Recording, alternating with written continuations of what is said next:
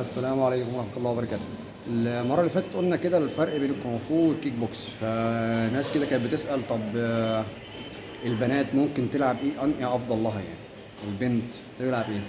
انا في رأيي الشخصي ان البنت تلعب كيك بوكس افضل يعني. معتمد على اللكمات والركلات بس زي ما قلنا المرة اللي فاتت، وفي نفس الوقت موضوع الاحتكاك والتدريب على السقطات وكده عايز مدربة بنت يعني. مدربة بنت هي اللي تعلم البنت افضل يعني. تمام.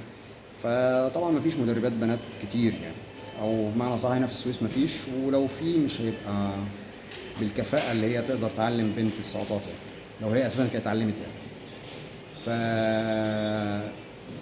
افضل حاجة للبنات الكونغ فو ولا الكيك بوكس؟ لا، الكيك بوكس.